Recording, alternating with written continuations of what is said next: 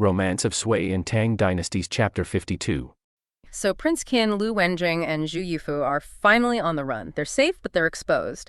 And almost immediately, Prince Qin's mind goes to the huge hole in his roster. General Qin Shubao.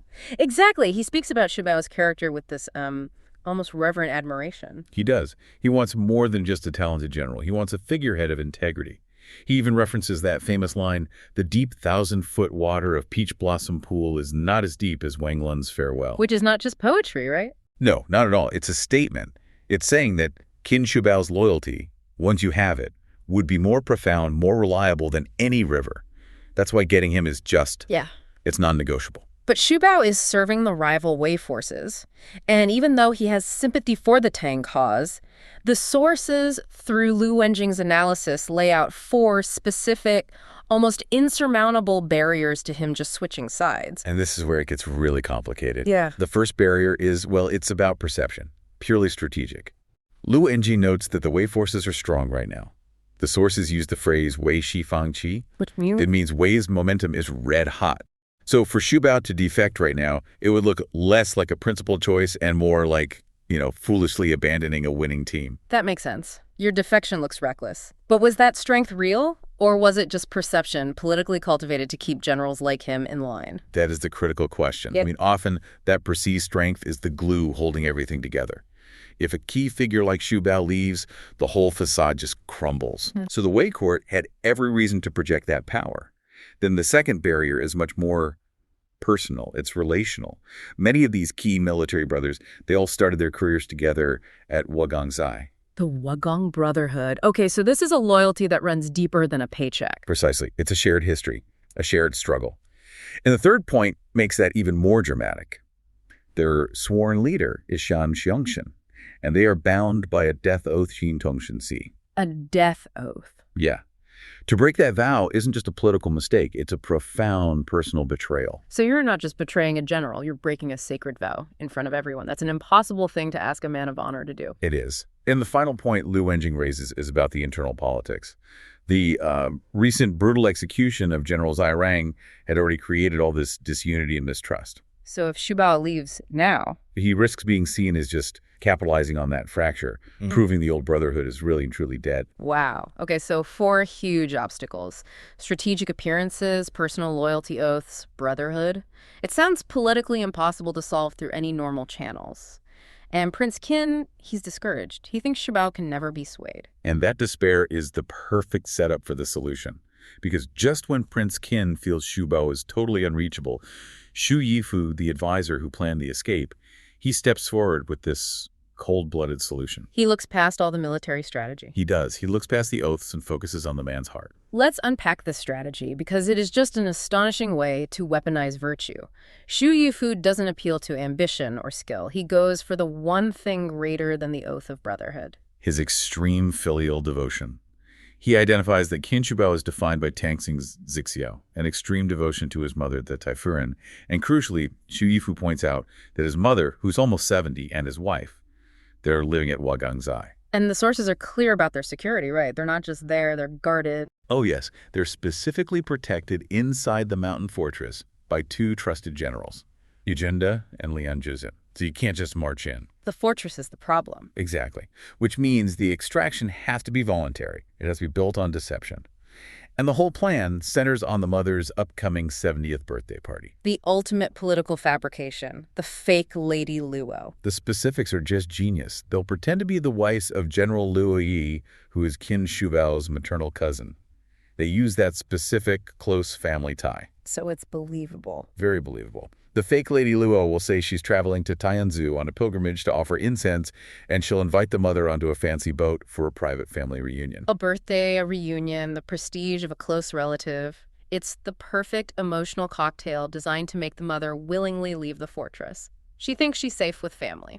And the outcome is calculated to be immediate. Once she's lured away and brought to Chang'an, Qin Shubao has no choice. He has to defect. Zhu Yifu even frames it with a powerful historical parallel. He says Shubao will rush to them like Shu Shu running to Cao Cao. And for anyone who doesn't have that reference, that parallel is so important. Shu Shu was a brilliant advisor who was forced to serve the rival Cao Cao. Why? Yeah. Because Cao Cao had captured his mother. It explicitly foreshadows the leverage they'll have. They're predicting, correctly, that filial duty will trump everything else, political loyalty, military oaths, all of it. It's a blueprint for emotional blackmail, and Prince Qin signs off on it instantly. The stakes are just too high. And all this high-stakes planning is happening while the group is still on the move, trying to get to the safety of Balanquan. The sources also weave in this surprising personal dimension. Right, the journey itself is solidifying the loyalty of his rescuers. And it's deepening the bond between Prince Qin and Zhu Huiying, the daughter of the plan's architect. The romantic detail is really memorable. While they're riding, Zhu Huiying loses one of her boots. Prince Qin immediately turns his horse around to get it, and he catches a glimpse of her narrow golden lotus foot. And that small act, that personal service against this backdrop of huge political danger, that's what's cited as cementing their bond. It shows that their shared peril had already, intertwined their souls. It's a great little narrative beat. So when they finally get to Balangchuan, the reception is huge. They're greeted by these major figures, astrologers Yuan Tiangang and Li Chunfeng, the strategist Li Jing. And Prince Qin basically admits he should have listened to them earlier. It signals he's ready to trust these powerful minds from now on. It's the official moment of vindication for the whole team. And the rewards? They come fast. Prince Qin asks Zhu Yufu and Qiong to wait at the post station while he goes to report to his father, the emperor. And the emperor is just full of gratitude. He swears to engrave their names on his heart, at first talking about the 3 men who started the rescue effort. But the immediate and tangible honors go to the people who are right there. Let's talk about those specifics, especially for Huiying, because her titles are, well, they're revolutionary for a woman of this era. Yu Yufu is named Upper Senior Counselor. A big deal, but, fairly standard for a chief advisor. Her reward, though, is a game changer. Yu Huiying gets a new name, Xu Huifi, and she's granted the rank of first-rank lady. Which makes her an official consort, high up in the hierarchy, a huge political elevation. But that's not even the most critical part. Right. The detail that tells you everything about her strategic value is her function. She is appointed to assist with military affairs. Genzan Shifu Zhongji Shiwu. So not just a title, but an actual military role. It's extremely rare. She's not just a royal wife. She's given a formal advisory role in the Western Military Command.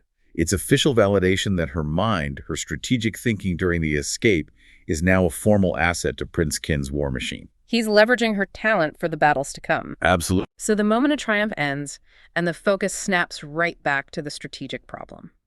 Prince Qin shows the emperor the thank you letter from Qin Shubao, reminding his father that this loyal man is still serving the enemy. And the emperor marvels at how much they owe Shubao, which is all the political cover Prince Qin needs. He assures his father he has a good strategy to get him, and immediately. What's fascinating here is the speed. There is zero downtime. They don't wait a month. They don't celebrate for weeks.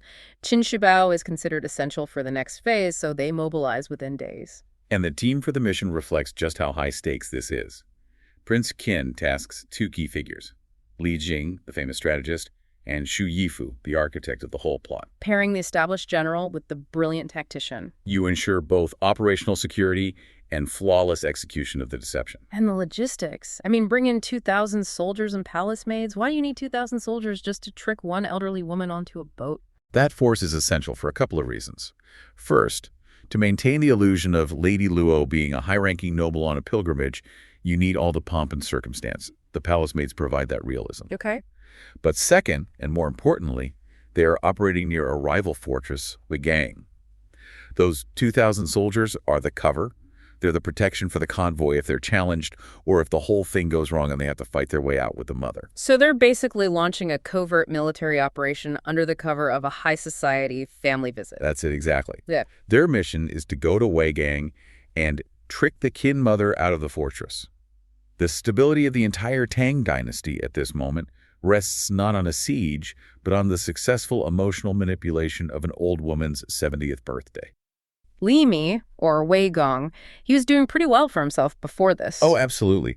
He had just achieved a major military success. He'd captured a rival warlord, Kai Gong, issued a pardon. It was basically a victory lap. So the smart move would be to go home and consolidate power. That's what everyone expected. But he didn't. He did. No. He makes this Really catastrophic error in judgment. He decides to tour the Hebei region instead of securing his base. And that overconfidence just bites him immediately. Almost instantly. He suffers a really significant military defeat at Genkingshan. Against who? A general named Wang Zong who's serving the king of Xia. And the sources make a point of this detail. Li Mi himself is wounded by a stray arrow. Oof. Yeah, right in his left arm. So he's demoralized, he's physically wounded, and he's militarily weakened. A wounded warlord is bad enough, but then he gets hit with a double whammy, the political catastrophe back home, the jailbreak. Right. Talk about a perfect storm. The defeat in the field, coupled with this massive political failure in the capital. It was just too much. And the reports confirm that the jail warden, a guy named Zhu Liban, had illegally released two incredibly important people. Massively important. Prince Qin, who you'll know as Lu Shimin, the future Tang emperor. His biggest rival? His biggest, most dangerous rival. Another key figure, Lu Wenjing. They just fled back to their own country to get government jobs. Okay, let's pause on that because this isn't just any jailbreak. This is like losing your number one public enemy. It's devastating, and it leads directly to this intense paranoia. I can imagine. Li Mei's authority is suddenly being questioned from all sides. So when he finally gets back to Qiong, he isn't just angry, he is panicked. And he's looking for scapegoats. And his rage is aimed squarely at his own generals. Immediately. Yeah. Wei Zhang, Xu Shibo, and crucially for our story, Qin Sheng. So was this rational at all? Or was he just lashing out? It was pure reactive panic. He just excoriates them, accuses them of this stunning list of offenses. Like what? Lack of vigilance, collusion, accepting bribes, defying discipline. You name it. Basically, he's convinced they must have helped his rival escape. And he wanted them dead. Immediately executed. This wasn't about justice. It was about restoring face through violence. But he gets talked down. Cooler heads prevailed. His advisors, Zhu Junyan and Jia Runfu, persuade him to commute the death sentence. So instead of execution, they're just imprisoned. Thrown into the southern prison, which the locals called Nan Lao, and their future, sources say, was completely dependent on earning redemption later through, military merit. And that detail right there is what you have to hold on to. Qiong is unjustly imprisoned for essentially letting Li Mi's biggest enemy escape. An injustice which is the direct fuel for this daring rescue attempt that follows. Because the man Li Mi hates most, Prince Qin, is now massively indebted to the man he just threw in jail. Exactly. And with Qin Qiong stuck in Nan Lao, who's watching out for his family, his elderly mother, his young son. It creates the perfect opening. The perfect vulnerability for this rescue operation to exploit. Okay, let's pivot. Segment 2, the invitation.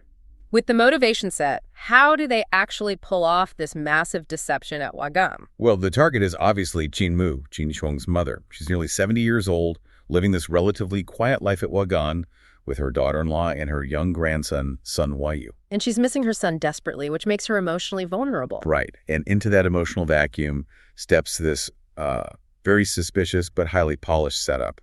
A servant announces messengers from a General Luo. A relative they haven't heard from in years. A decade, actually. Qin Mu specifically notes they hadn't heard from this part of the family since her 60th birthday.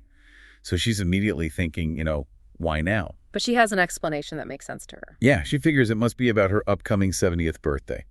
It's an easy, familial explanation for a very strange, very sudden visit. Let's talk about the precision of this deception, because this is where you can really see the resources of Prince Qin's faction shining through. It was meticulous. The envoys were two officers, the Yuchi brothers, Nan and Bei. They had 4 elegantly dressed female attendants, and they carried what the sources call a private gift. And the cover story was perfect. Flawless. The general's wife, Mrs. Luo, was just passing by on a pilgrimage and wanted to meet Qin Mu on her boat. Simple, elegant, plausible. Okay, I have to ask, isn't naming the envoys a little on the nose? It feels like a giveaway. It does seem a bit neat to us, I agree.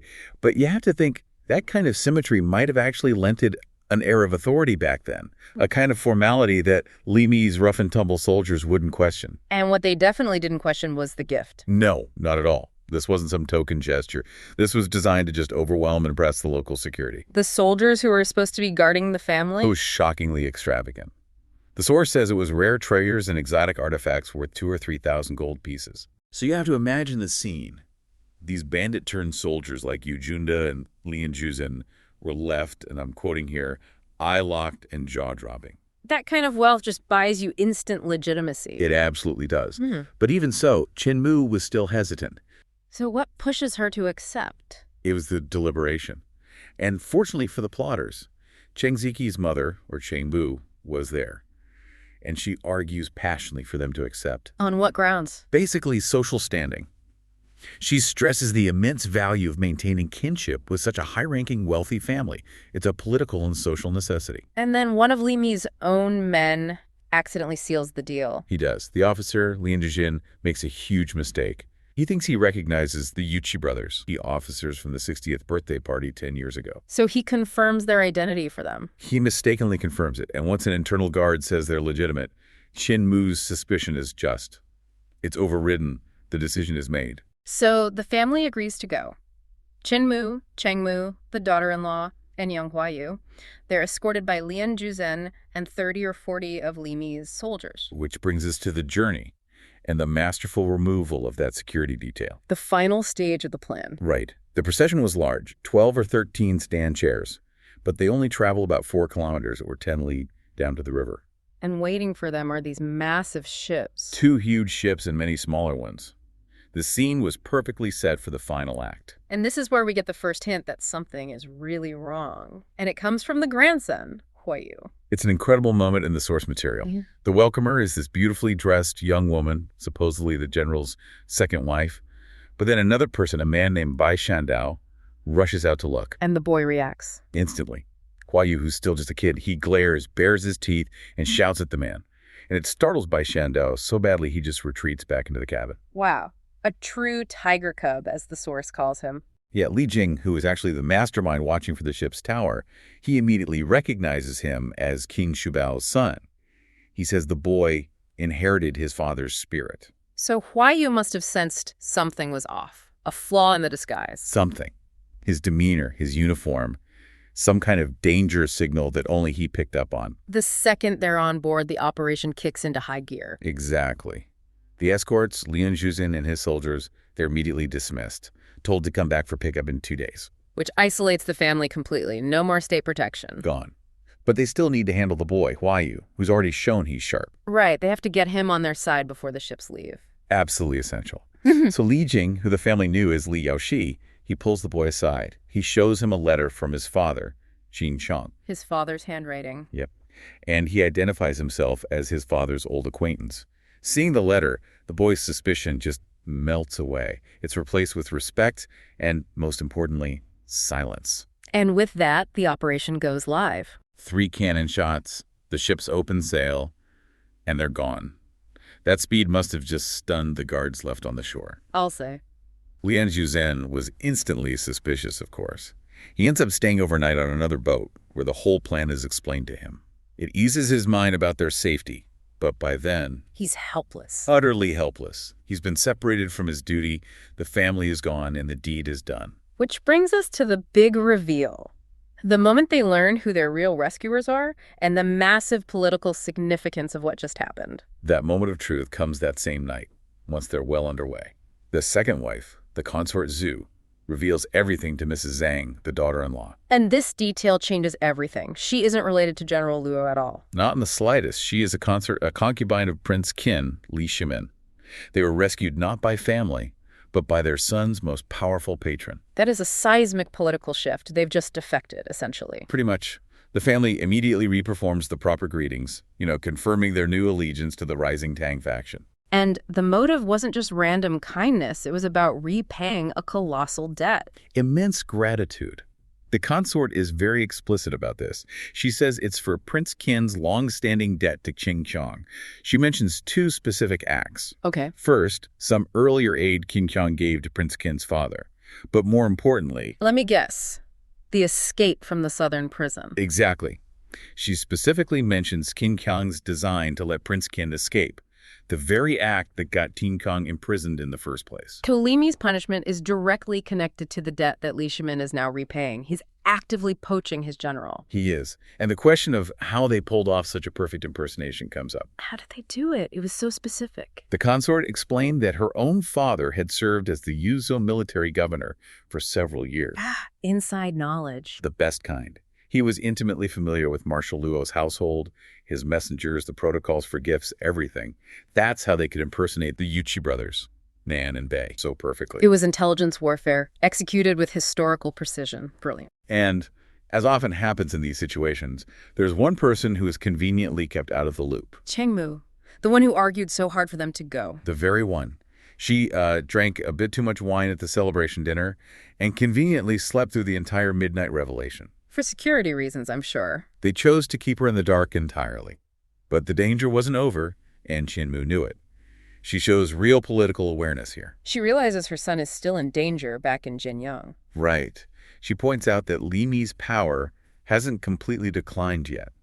Her immediate concern is simple. Qiong has to know they're safe. So he won't be blackmailed or worry himself sick. Exactly. She insists a messenger be sent to Jinyang immediately to tell him his family has been extracted. The consort agrees, but stresses, absolute secrecy from the still unaware Chengmu.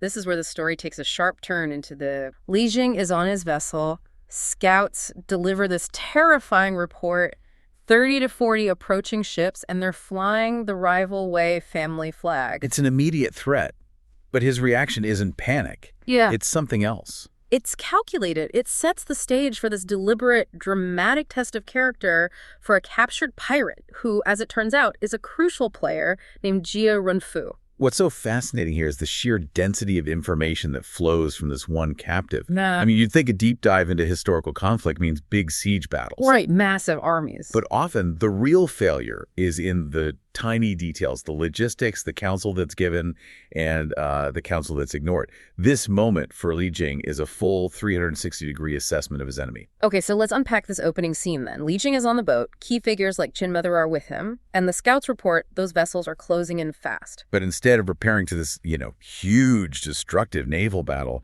Li Jing gives an order that tells you everything about his priorities. He wants intelligence, he wants talent, not just destruction.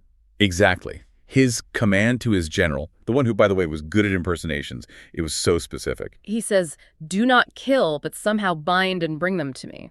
I mean, that's not a general who wants to sink enemy ships. That's a general who wants a prisoner, and probably an important one. It's a huge strategic signal, right? He's playing the long game. He is. And the person they capture is Jia He, or Jia Runfu, who, as we find out pretty quickly, was on a vital mission. This capture is just a massive stroke of luck for the Tang. And the interrogation, it doesn't even start with military secrets. No, it starts with money, with resources. Yeah. Jia Renfo reveals he was sent by Li Mi to Wang Shichong to demand repayment of a huge debt, 20,000 hu of grain. Okay, let's just pause on that number, 20,000 hu. For anyone who, doesn't track ancient Chinese measurements, a hu is, it's massive. It's huge. We're talking about tens of thousands of tons of critical provisions. This wasn't some casual loan. It was a military-level transaction that would have seriously drained Li Mi's own resources. Exactly. It was a massive strategic gamble, and Li Jing just immediately dissects it. His critique is so sharp, so lacerating. He calls Wang Shichong cruel and narrow-minded. A guy who's always looking to take what belongs to others. Right. So Li Mi, by giving this guy grain when they were, both rivals fighting for power, he basically committed strategic suicide. He even uses that famous historical reference, right? The state of Yu lending a path to Jin. Yes, the Lacha. It's the ancient equivalent of handing your enemy the blueprint and the materials to build a superweapon just because you hope they might use it on your other enemy first. A terrible idea. For anyone listening, the story ends with Jin immediately turning around and conquering the state of Yu that had foolishly enabled them. So Li Jing is basically calling Li Mi a historical fool. He brands him a fool. It means a mediocre, a useless person, a strategic dullard. And that label is so damning. It doesn't just call him a bad commander. It questions his basic capacity for leadership. He can't even manage his own resources. Exactly. And this is where Li Jing pivots. He goes from this high-level critique to tactical manipulation. He abruptly turns the interrogation into a crisis. He snaps. Right. He starts listing all of Li Mi's other mistakes and then condemns Jia He, not for being a spy, but for this tiny technicality of straying into the Tang fleet's path. And sentences him to immediate execution. Take him out and execute him now. It's a breathtaking gamble. If Jia Runfu is the key to understanding your enemy's collapse, why risk killing him in a fit of, well, manufactured rage? It looks reckless, I agree. But I think Li Jing understood the value of high-stakes theater. He needed to assess not just what Jia Runfu knew, but who he was. Think about it. Jia Runfu just revealed his own master is a strategic imbecile. Li Jing wants this guy on his side. But talent is useless without conviction, without composure. So the execution is halted at the very last second. The very last second. Li Jing personally unbinds him and explains the whole thing was a test of your character, a terrifying psychological screening. And he justifies it by saying he's honoring the Qinwang's desire to seek out worthy people. He needed to see how Jia Runfu acted when facing death. Did he beg? Did he panic? Or did he maintain his honor? It's a masterful piece of leadership. It establishes Li Jing as this discerning, fair, but totally uncompromising general, the total opposite of the erratic Li Mi. And by passing this test, Jia Runfu gains his respect. Instantly. And this dramatic relief, this high emotional context, is what allows the full intelligence report to just spill out. The temperature's already high because other key figures arrive, and they hear devastating news. That Qin Huaiyu's famous father, Qiong, is in prison. Yes. And that detail, it's vital. The imprisonment of core generals, Jing Chang, Wei Xuancheng, Xu Maogong, it confirms Li Mi's instability. Jia Runfu says that Li Mi, fresh off a military defeat, took out his frustrations by locking up his most capable people. I mean, it's the definition of a commander eating his own tail. And the root cause of all this instability goes right back to that grain transaction. It's an escalating catastrophe. Jia Runfu admits he had pleaded with Li Mi not to do it. He argued that lending grain to Wang Shichang was literally arming a thief. But Li Mi didn't listen. He cut the loan in half, but still ignored the fundamental warning. He listened to the messenger, but not the message. But the disaster goes beyond bad strategy. This is where the story takes a sharp turn into the bizarre. Into the superstitious, yeah. It shows how the rot was systemic. Not only was the loan a bad idea, but the day the grain was dispensed violated a specific powerful taboo, a ban on opening the granary on a Jiashen day. And for the people at the time, this wasn't just, bad calendar management. This was seen as a profound spiritual offense, an offense against the will of heaven. And whether you believe in omens or not, the universe seemed to offer immediate, horrific confirmation. Right after this taboo violation, the key granaries were ravaged by pests. But these were not common mice. No, the source describes them as scaled rats. Scaled rats. It says they had 2 wings, fish scales, they were flying, and they consumed a staggering 80 to 90% of the stored grain. 80 to 90%. That sounds like something from an apocalyptic prophecy. It does. But it was physically crippling Li Mi's state. They didn't just nibble, they devoured the very foundation of his war effort. This completely undermined any claim he had to the mandate of heaven. So how does a leader even respond to something so absurdly catastrophic? With utter desperation. His solution was arguably as absurd as the problem itself. He appointed one of his generals, Cheng Ziji, as the cat-collecting commandant. The cat-collecting commandant. Can you just imagine the paperwork? That title alone captures the descent into madness. It sounds like a punchline, but the consequences were very real. Extremely real. It wasn't a humble request, it was a tax.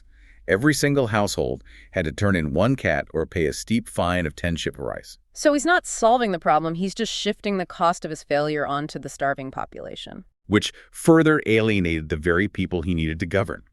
And the outcome. The source delivers the final, devastating punchline to this farce. The cat-collecting commandant failed. Completely.